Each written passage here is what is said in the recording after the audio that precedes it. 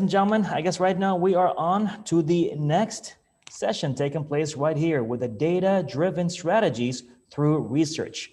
For our second keynote speaker, he's the chairman of DK International Foundation India, 7 Lifetime Achievements Awards. With right now, ladies and gentlemen, please welcome with me Dr. Vineshul Gautam from India. Doctor, the mic is yours. Thank you so much. There are two ways of responding to the brilliant speech which Dr. Ulrich made. One is to say what a difficult task to follow him, and the other is to build upon it and say that last night we met at dinner and we exchanged our speeches. He obviously got my text. Now I will read out his. So I'm going to read out his text now. Obviously, I'm grateful to Dr. Patty, Dr. Albana, Mr. Mahapatra for putting us together and see some of my old friends being featured, such as Helmi Salam. Iftidu and I go long years back when I was on its board of directors. Nice to be back in this incarnation. And I will build upon the arguments of Dr. Dave Ulrich to talk of reshaping future of HRD in the fast changing world. I have unburdened myself on the sentiments of this topic earlier on, and it will bear repetition. I think it's a brilliant wording of the situation we are in, because when we talk of the future of HRD, the question which arises, whose HRD and what of the future? Let me try to respond to that question, because whereas there is a certain common HRD function across the planet, because we are all on this planet, each one's HRD consists of the context, the age, the resources, and the point of career or lack of career, what is in one's setup. Therefore, it's not just one HRD. HRD is broken up into several components in terms of one's own reality. I would like to respond to its Hydra-headed situation in my limited way, building upon the data-driven strategies through research. And my admiration of the topic is rooted in a simple proposition. First, they featured uncertainty, and then they wanted the second keynote address on data-driven strategies, which is the opposite of uncertainty. And therefore, it is the combination of the two, which is the two wheels on which the world is going to move. They talk of strategies because strategy requires the simple understanding that it's a work in progress and it is not a conclusion we are talking about. And because it is a work in progress, we are going to talk of research, because research is always necessary when you don't know enough, as is indeed the case of COVID experience, which began in certain parts of the world in December. In India, it began in March in a serious sort of a way, which invited its own lockdown, and different countries have a different origins and have got through different phases of the life cycle of the COVID. Some are nearly out of it and some are deep into it, but that's another story. But one thing which comes out very clearly in the COVID experience, we clearly don't know enough. And when we don't know enough, we talk of research. We want to find out. We want to find out how the virus mutates. We want to find out whether the vaccine will be stored at minus 70 degrees centigrade or minus 20 degrees centigrade. And that's where research comes in as a tool. So research is a euphemism of we don't know enough, we would like to know enough. And organizational behavior as a management discipline has practiced that for several decades. We call it action research. So that's the scope of the topic which I want to cover with you within the limitations of the time and space. Time, because I have half an hour to elaborate my ideas before Safa comes in with such questions which people would have. And Safa, let me alert you, if there are questions which I can't answer, I would have no hesitation in remitting them to you to handle suitably. So you better be alert for it. Now, if you're talking of data, there are certain definitions of data which are quite opposite of uncertainty. Data is built upon reasoning and calculation, and that cannot be vague. It has to be specific. It talks of quantities, characters, and symbols which lend themselves to operations of a mechanistic variety, typically computers. Data can be stored, transmitted in the form of electrical symbols, not only verbal communication. And above all, data can be recorded in a magnetic manner, optical manner, mechanical recording media. Therefore, we are leaving out of the domain soft skills, on which Dr. Ulrich has said enough, and I would not like to repeat or add anything to it, because what he has given there is a reasonable expanse for us to mull over a long period of time. So when we talk of strategy, we are talking of a strategy on data-driven situation, recognizing that it's a work in progress. If it is a work in progress, then that itself is an uncertainty which we are trying to navigate through specificity. When you don't know enough, then you put together minds of people and tap their experiences to chart a path, because you can't say, if you don't know enough and it's an uncertain world, no campus is needed. And that's where my admiration for the people who designed the topic, and it has nothing to do with personal admiration, of which there is enough. So the organizers wished me to talk of right data, and there is no such thing as a right data unless there is a progressive expansion of organizational capabilities. Now, having said that, let me try to focus on the issues. Obviously, I'm looking at a work in progress, and therefore it will be difficult to be as specific as I would have wished it to be otherwise when I was reporting the findings of research. I find in my limited experience, and to illustrate what follows, let me go back to my school days in United Kingdom when I was studying for an O-level certificate of Cambridge University. They had brought in 2 series of lectures. One was on career planning and the other was on public speaking. And my instructor in public speaking said, whenever you get up to speak ever in future, do remember that a certain percentage of the audience would be wondering, what is he going to say which I don't know already? Or another percentage which will be saying, give me that chair and I will talk much more wisely. Therefore, you have to begin by establishing your credentials. You do not get accepted with your thoughts merely because you have a designation and merely because you have a forum. So what is it that I draw upon to charter the path, which I'm now going to do after my remarks? I'm going to draw upon my experiences of first-hand presence, that is actual participation in academia, in the corporate world, in the NGO, in the government process, and I might add cooperatives, to come to the conclusions which I think will put some light on how research can be used to develop a data-driven strategy. My first problem with data is that it speaks a language for which no dictionary has yet been formed. It is certainly not English, and I don't think it's German, Japanese, Hindi, or Arabic. I could cite widely, but it is an area where a cookie is not a cookie, but it means something totally different. And I took 2 quick extracts from the current, and you will notice the reiteration, because this is here and now, language which is being used in the data-driven world. I read out to you something from a very well-known company. For obvious reasons, I won't name it, but it reads the following. And please hear it very carefully, because in the question and answer session, if anyone of you can explain what it said, I'll be happy to be guided by you. It reads, iOS 13.7 lets you opt to the COVID-19 exposure notification system without the need to download an app. System's availability depends upon support from your local public health authority. This release also includes other public bugs fixed by your iPhone.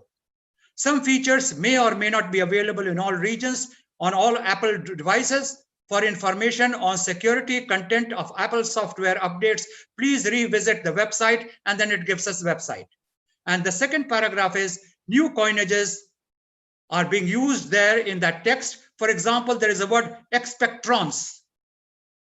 And it says, we have developed the world's best AI video bot platform to help organizations build their social capital.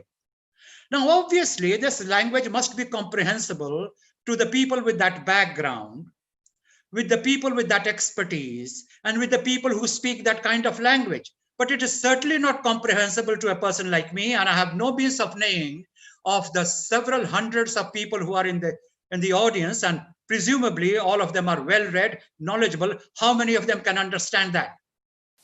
So the two issues which I have flagged here is, if you can't use a language which people understand, how do you create an ambience of data-driven strategy? Maybe the audience needs to struggle to raise its capabilities. Maybe the people who speak this language needs to reach out to people. Certainly no value judgment is involved, but here at hand, I have a simple problem which I would like to pose to the audience and other scholars in it, because there is no reason why a communication should be one way. I'm not here to be the Sir Oracle and say I have the answers to all. This is a dialogue, which is how IFTDO conferences are arranged, and I'm trying to seek a dialogue. I'm seeking some answers from the audience, and maybe they can help me to understand why data-driven universe uses this kind of language, which at least a semi-literate person like me cannot understand. If there are others, then I would like to know how they learned it. My second issue is, all data is organized in systems and algorithms. And like the earlier stage of computers, and I'm talking of 70s, one computer system does not talk to another.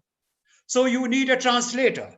And I remember in one of my consulting experiences of a bank which was going through computerization process, one regional office used to have computerization, then download all the data on a hard disk, then send it physically to the next regional bank, which would then pay back that hard disk and then integrate the data. Now, if that is getting into a data-driven world, I don't know what is a manual-driven world. I would not have flagged these issues if I did not know that by definition, IFTDO, especially under the enlightened leaders of carrying the names of Dr. Al-Banna or Dr. Patty and several others, do wish to push the boundaries of HR to make it more effective and more impactful, to make our lives more bearable.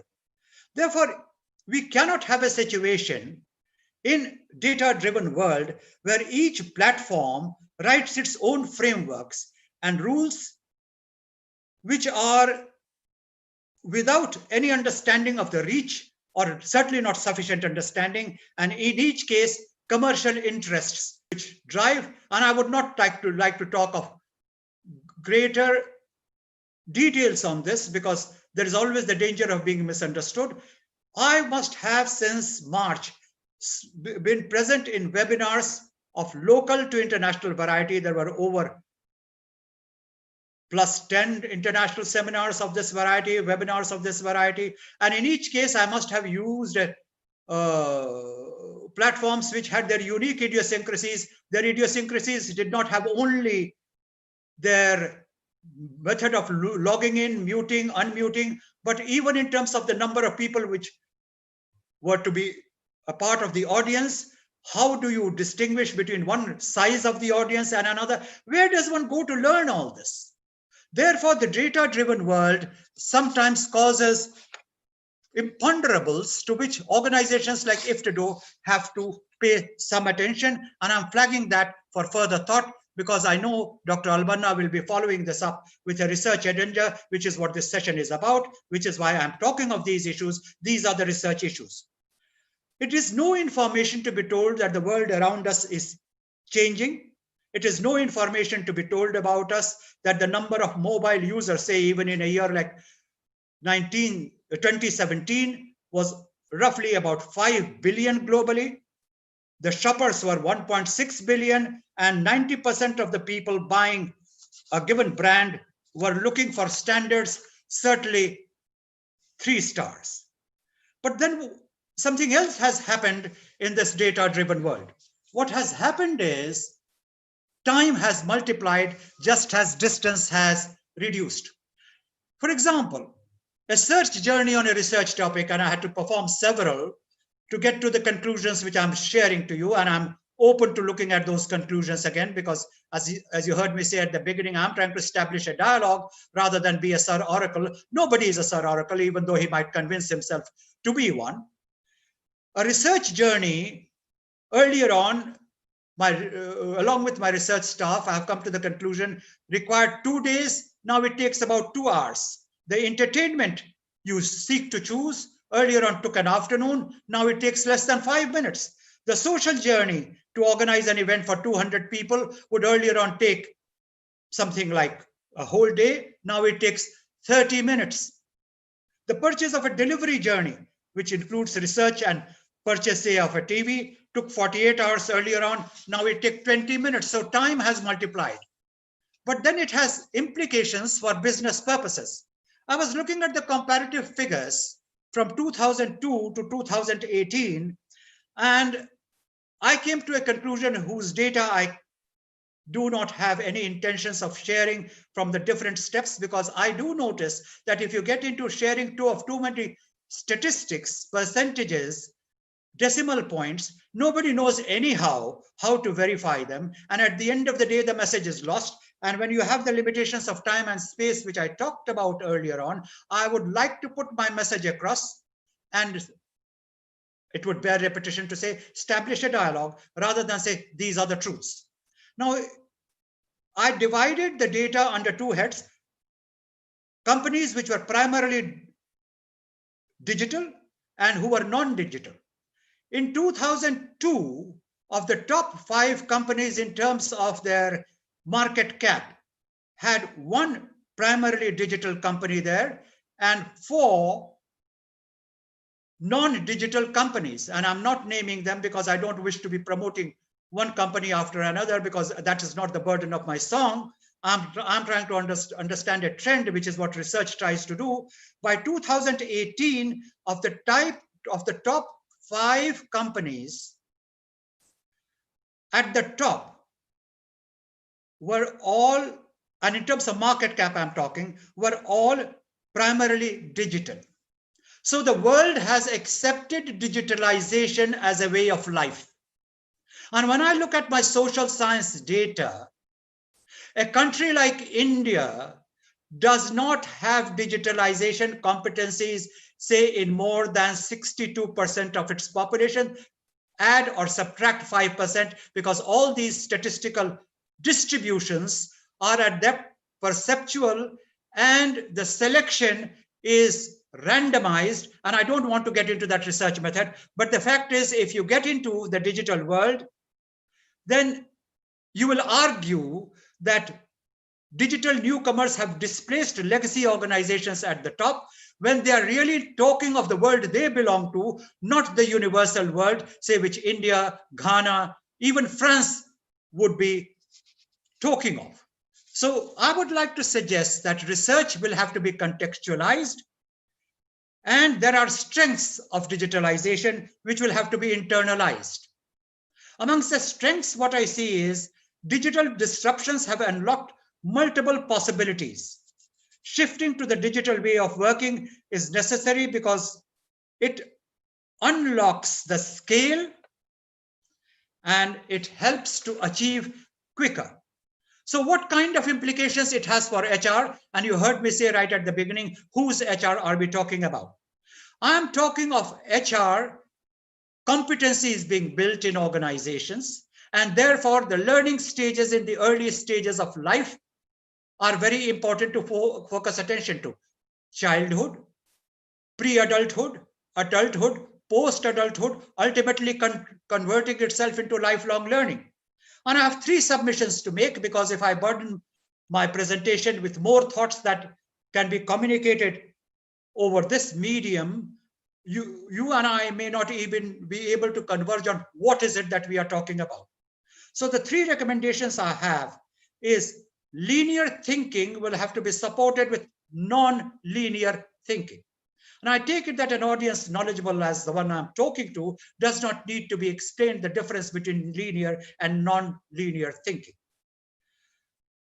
My preceding speaker has already talked of the emphasis on collaboration, fusion, and he did it powerfully. It doesn't need repetition. Therefore, all I'm saying is not that collaboration has to be substituted for competition, but collaboration and competition will have to go together, especially if it is positive competition.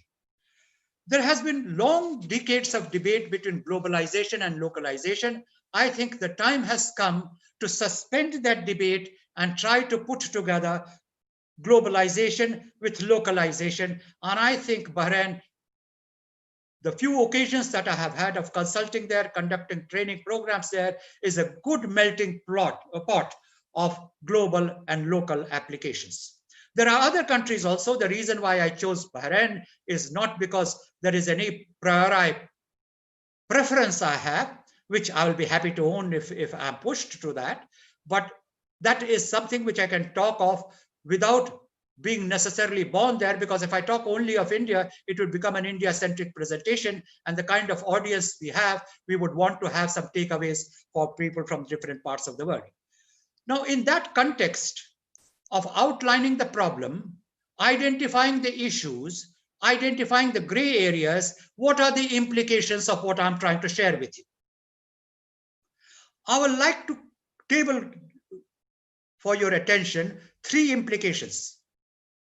And this is following Dr. Ulrich's splendid example of talking of generalization in terms which can be comprehensible and for which each one can feel a level of comfort in screening, understanding, accepting, modifying, or rejecting what I'm saying. My first submission is look at the big picture, not immediate gains. So one of the outcomes of the present situation for HRAs inculcate people with the habit of patience. In my limited experience of at least 50 years of professional life as a practitioner, theoretician, researcher, consultant, and what have you, I have already elaborated the different universes I have walked through. You need 2 qualities to survive. One is patience. Whether your marriage is 49 years old or 4 years old, if you are short of patience, then you need to grow up. No gender divide there. The second implication which I have in mind is don't look for immediate gains. They come when they will come, and you will find them elusive when you want them most. It is nothing which can be programmed, but you have to keep your nose straight and walk straight. My second submission is reduce external dependence and deliver value to the customer. It is only a win-win situation which will clinch the day. And finally, there should be no limits to thinking. Thinking must be unconstrained.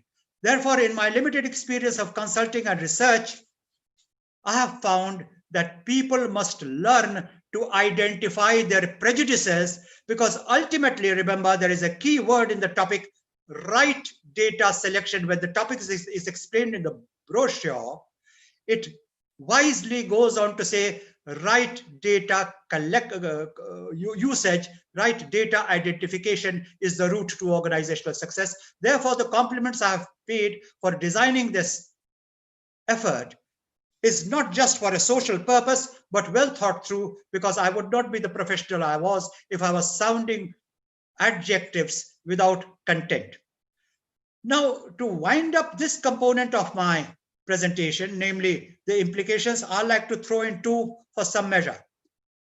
Don't depend on externalities, depend upon your internal strengths.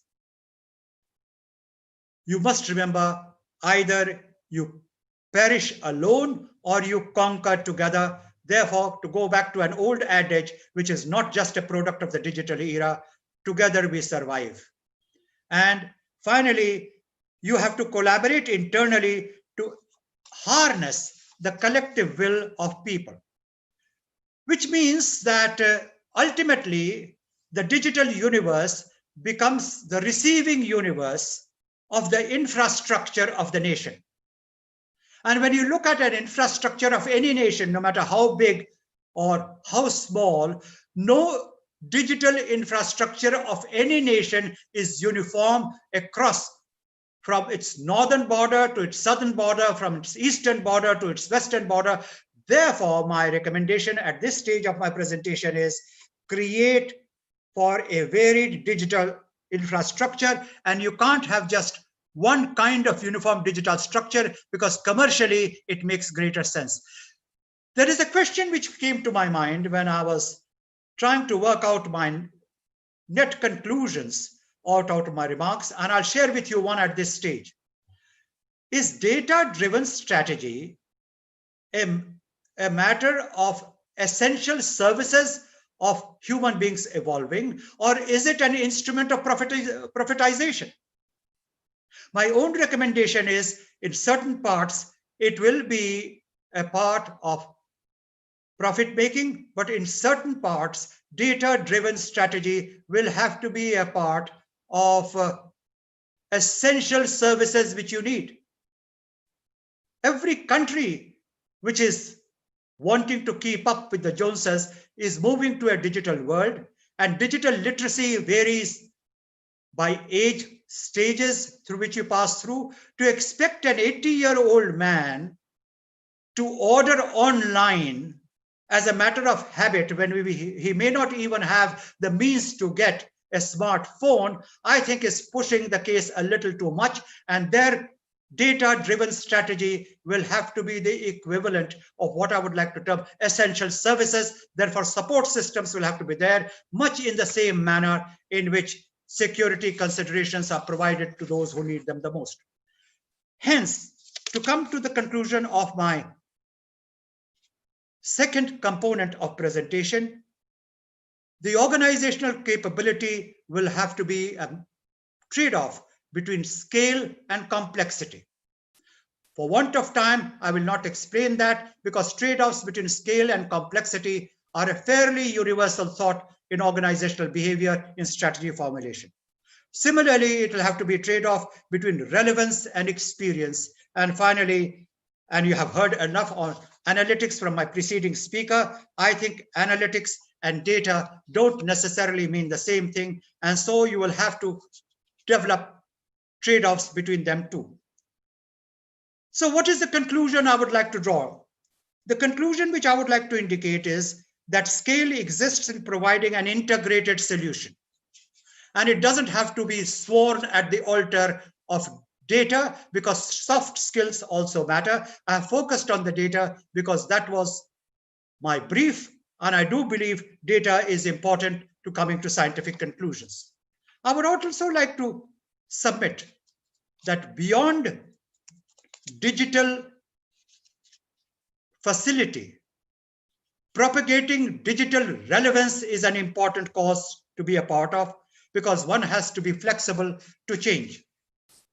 Build the capabilities to leverage power of data, and focus on building the required capabilities by critically leveraging the points of new age technologies, especially artificial intelligence and machine learning. I think that's something which is a thought for many people who would keep quiet, not because they know it, but because they don't want to be showing up as not knowing what is machine literacy or artificial intelligence in terms of its understanding and use of data.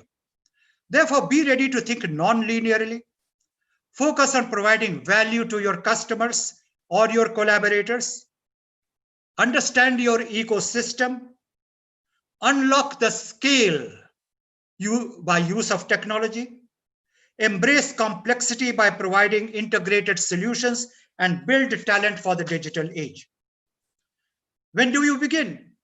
I think you begin now, even before the conference ends, because no matter where you are in that journey, there is still a long way to go. Take bold decisions, because no matter how careful you are, you'll be still going wrong in some. So it is just as well that so long as you are convinced you are on the right path, it will be useful to continue on it. My final thoughts to you in this context are about the future of this topic, which some of you would be able to follow with greater diligence and greater competence, because what I have to say is data-driven strategy is really a child of preceding stages of human growth, mechanization, automation, computerization, and then came data-driven strategies. It is nothing new. It is the current name of a process which started several decades ago. In the 90s, we recognized the power of information and we converted them into assets of the companies. Today, we are at an age where we need to build in data as a part of that asset. Today's digitization is at a stage which is impacting the framing of regulations. And as I look around, I find that data and data-driven strategies have even become an instrument in international relations. You are banning apps. So what is the boundary condition of digital application or data application?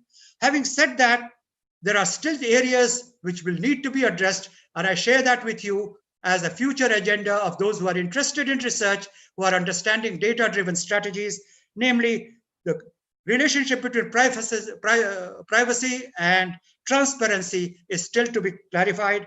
Environmental technologies have to be built.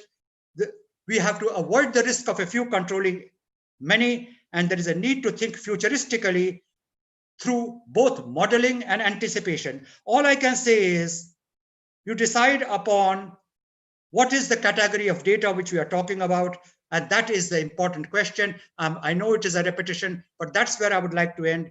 We have to decide whether it is an essential service or stark commercialization domain. Maybe a trade-off on that will show the future, and ultimately we will have to match the level and the scale of skill formation to match the level and the scale of research, application, and usage of data-driven instruments and concepts. Thank you very much. Thank you very much, Doctor, for the insightful session happening here at the IFDDO. You're up for some questions? All right, I guess we are. Let's see what's happening here. So we have a question here by Pam. When considering data, is there equality for both quantitative and qualitative data? How do we measure the personal impacts and, as you mentioned, the patients of all? Let me tell you something which some colleagues of mine at IIT, where I spent several decades, found utterly shocking. I said, data which is quantified is the most personalized presentation of one's understanding. And they said, and how is that? My response was, assuming what is 1, assuming what is 0, assuming what is 3 is the beginning of the arithmetic process. So the entire specificity is based on an assumption. Hence, there is no substitute of a good quality of mind which can attribute values which are then converted into numerals, and that had a lot of them confused, and they are still trying to find an answer. Therefore, the question which has been asked is obviously from a very insightful person. That distinction is really a matter of perception and assumptions, because ultimately any difference will arise only if you agree to differ. There is no other way. There are other ways of responding to that question, but so far as qualitative data is concerned, there is no way of having qualitative data unless your assumptions are shared. If you allow me to give a parting thought in it, and I have used it with abundant results and very positive ones at that, especially through a consulting experience, when two people disagree, don't cross-check the data, cross-check the assumptions, because you can always find data for what you want to argue for. That is a very insightful point, actually, there's Doctor. So I guess because we're kind of like running out of time, thank you very much, Doctor, for your session. Much gratitude to your efforts and to the amazing information we just been taught by you yourselves, Doctor. Thank you very much and bless you for the session. You're kind. Thank you so much. Yes, sir. All right, ladies and gentlemen.